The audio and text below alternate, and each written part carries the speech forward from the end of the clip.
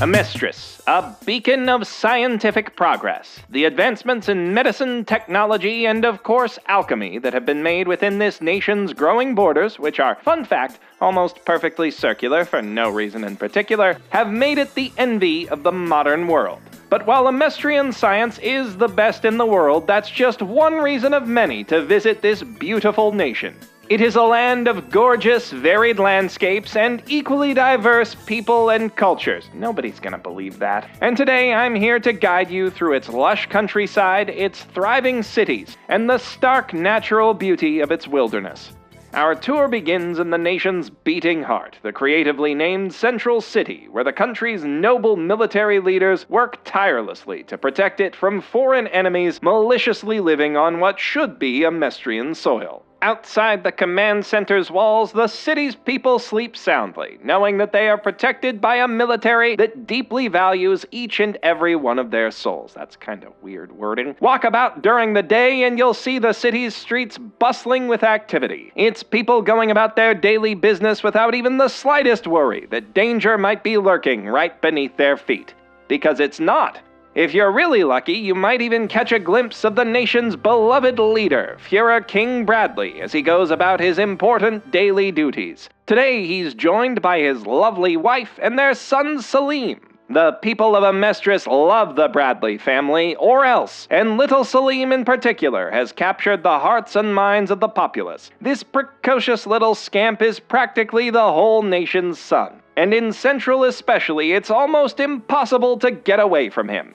I mean, from people talking about him. Selim, of course, has nothing but respect for his father, a leader whose strength, courage, and willingness to invade neighboring countries at the drop of a hat has made Amestris the biggest it's ever been, geographically speaking. But there's more to him than just the rage of war. Off the clock, Bradley's a real people person, known for keeping personal tabs on his best and brightest men, and for having a bit of a sense of humor. Truly, King Bradley is exactly the kind of guy you'd expect to have a title like Führer. As you might expect from its name, Central City is the hub of Amestrian commerce and transportation, where all spokes of the nation's sprawling and highly efficient train network connect. But it's also a hub of scientific thought and ingenuity. The city is home to the four national laboratories where alchemists and engineers work round the clock to ensure the nation stays on the bleeding edge of technological and alchemical research.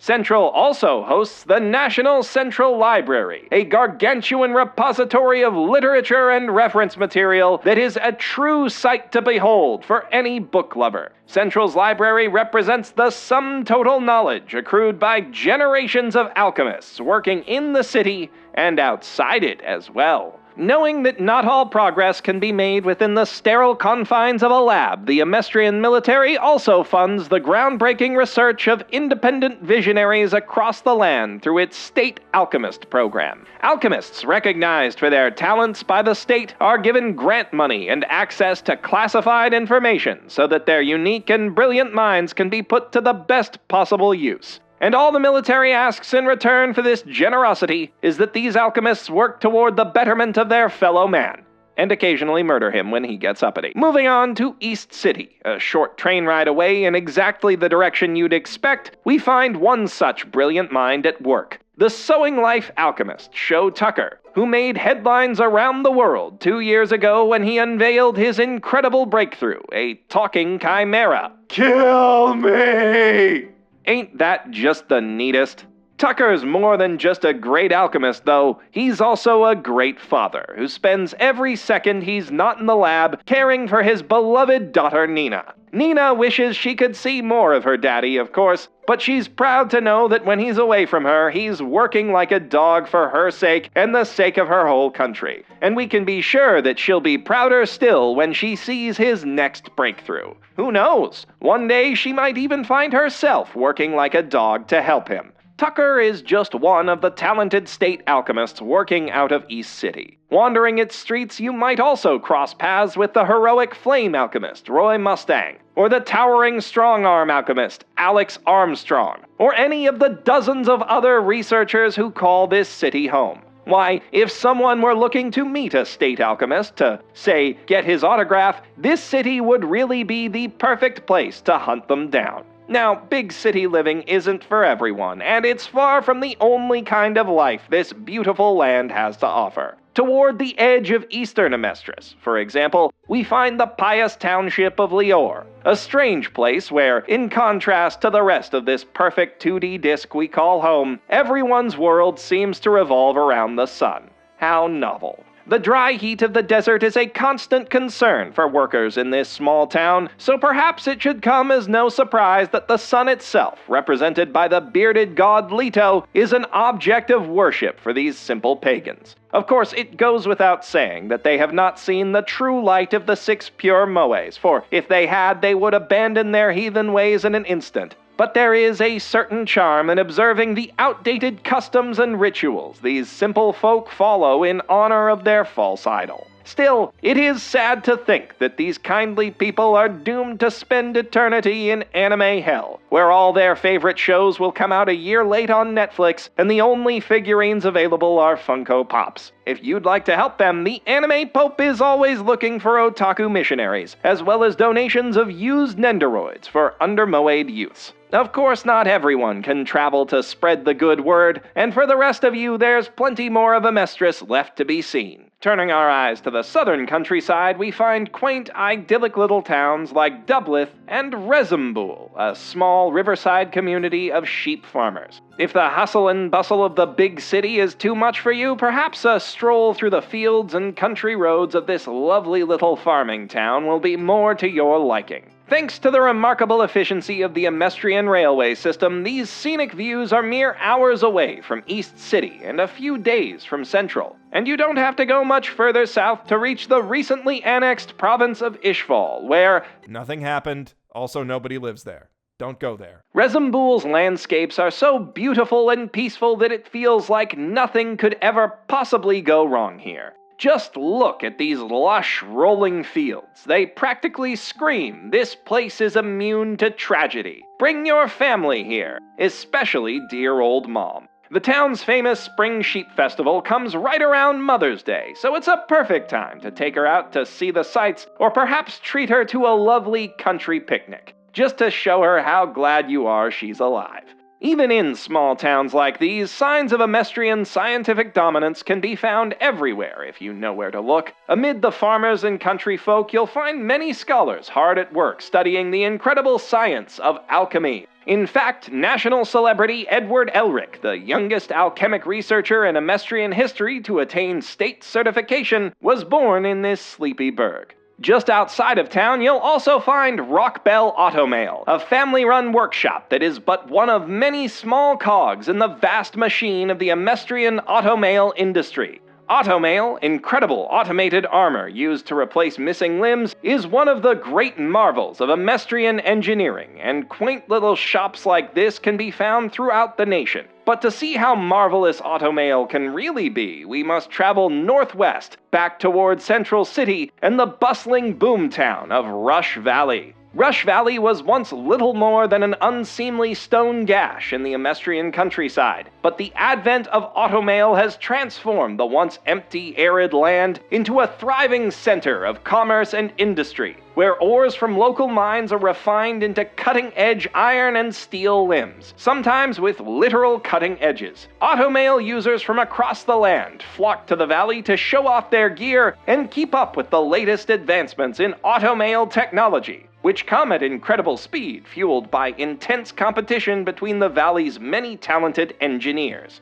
Now, you might be wondering why a country would have so many amputees that an entire city's economic output could revolve solely around the design and production of prosthetics, and the answer to that question is don't think about it. Why would you, when you could be enjoying the thrilling sights and sounds of this charming region? From automail arm wrestling contests to impromptu exhibitions of the latest and greatest limb replacements that have functioning cannons in them for some reason, there's always something going on here. True to its name, things tend to move quickly in Rush Valley. And we must also move quickly northward, from arid canyons to frigid tundra. Though our first stop off the railway belies how harsh the northern Amestris region can really be. The capital of North City is a charming, cozy place, blanketed by soft snow almost year-round. The city streets are always lit with the warm glow of roaring fires, and with a cup of cocoa in hand, it can seem like a winter wonderland. But step outside the city limits and you'll find yourself buffeted by freezing winds that can chill a man right to his bones. Signs of life in this frozen wasteland are few and far between, only becoming scarcer as we move toward the infamously dangerous Briggs Mountain Range. But even those harsh conditions haven't stopped the hardy Amestrian people from putting down roots and thriving here. Logging and mining towns dot the snow-laden landscape, and if you're brave enough to go hiking, you'll almost certainly stumble on the lone cabin of an independent outdoorsman. Rumor even has it that there's a wild woman living somewhere in the mountains, sustaining herself by stealing from military outposts and hunting bears with her bare hands. This is, of course, just a myth, but the fact that so many locals believe it, with some even claiming to have seen the woman, speaks to the ruggedness of this region's people.